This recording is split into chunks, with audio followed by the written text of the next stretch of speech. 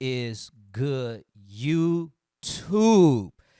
Jujutsu Kaisen, chapter 240, Idiot Survivor Survive, has begin. And how this chapter actually begins is that it actually focuses in a flashback to when Satoru Gojo and Sukuna battle was about to end, where angels are telling the sorcerers that they should probably do a surprise attack on Kenjaku.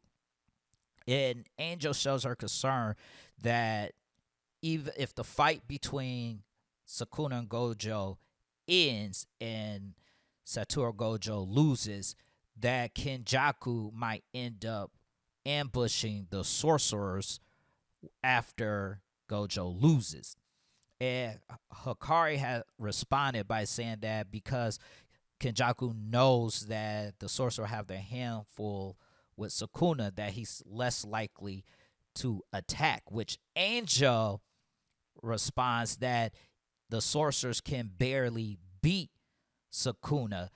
And if the off chance they do beat Sukuna, they'll be too exhausted to fend off Kenjaku. Also, is problematic because Kenjaku planned to assimilate all of Japan into sorcerers will come into fruition. And our resident encyclopedia, who was watching the conversation and was keeping his mouth shut the whole time, decided to talk and let them know that they can use Maki to catch Kenjaku off guard because, she can't be sensed. And it'll kind of be like stupid to split their forces. But Angel actually recommends Takaba, which is why in chapter 239 we kind of like see him there because she recommends him, but both Hikari and Kusakabe doubt that because they're like, why this dude? And she just tells them that, this might be a bad influence to kind of let him know what his curse technique is. So as long as you don't say it out loud and say it to him, and we're going to get more into Takaba's curse technique later, but she, how the shonen thing does, where they get ready to reveal something, but then they just said, "Nah, we ain't gonna reveal it yet," which is kind of crazy. But we see Kenjaku and Takaba battling, where Kenjaku is attacking Takaba using a swarm of those little centipede cursors that we see in movie 0 of Jujutsu Kaisen, but it's not doing any type of damage. And that Kenjaku start realizing, like, okay, every time I attack this dude, nothing is happening. And all of a sudden, which is actually funny, Kenjaku all of a sudden is wearing an American flag bandana. And Takaba pretty much tells Kenjaku that you cannot beat me.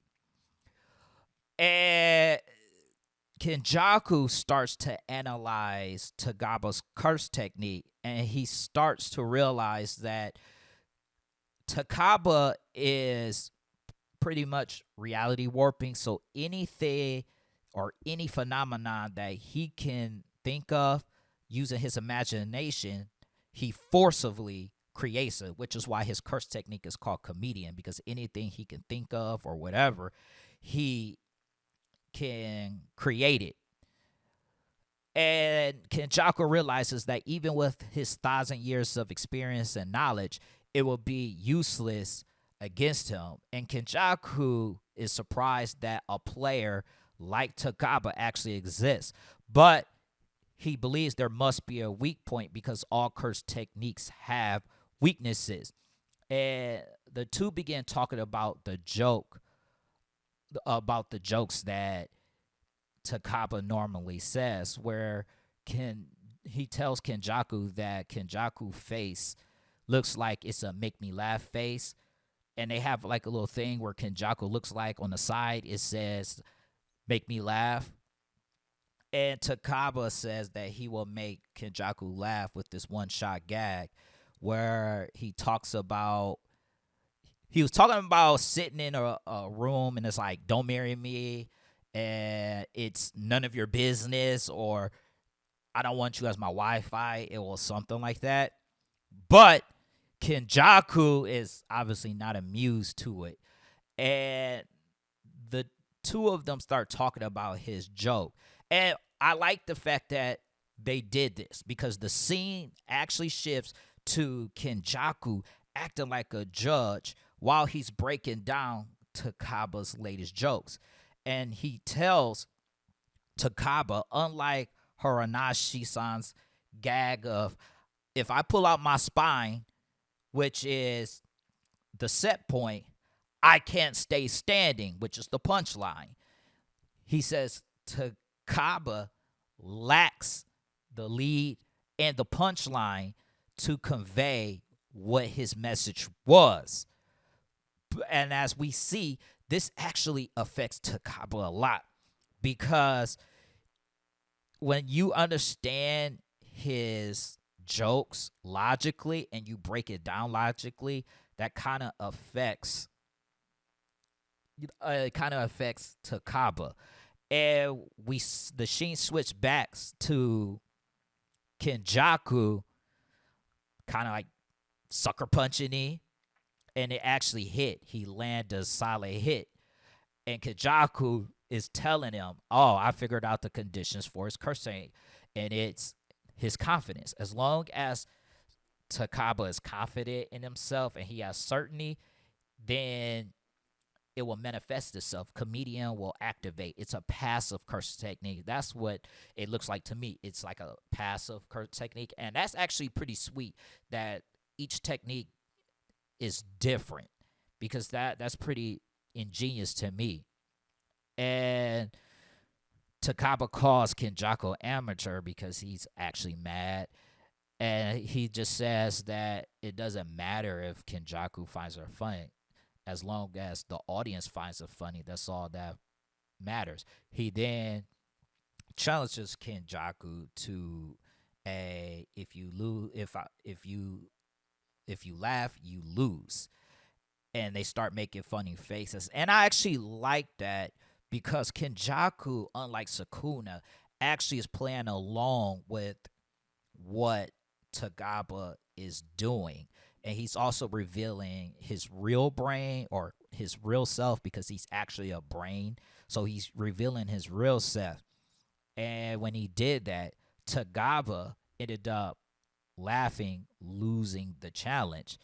And then Kenjaku sucker punched him again.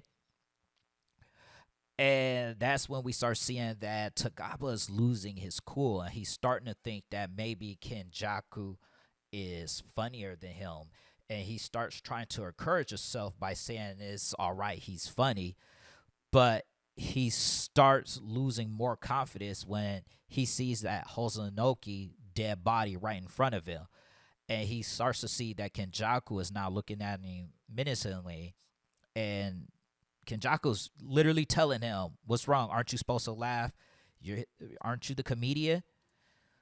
That's when Takaba starts to think that this situation isn't a laughable situation at all. And he really loses confidence and he starts thinking, why did he even become a comedian in the first place? And that's how the chapter ends. It looks like Kenjaku, with his 1,000 years experience, is no freaking joke. As much as we all talk about Sukuna, Satoru, Kenjaku in his own right can hold his own. And it's going to be interesting to see what clan Kenjaku has come from. It's going to be real interesting to see that. I can't wait for it.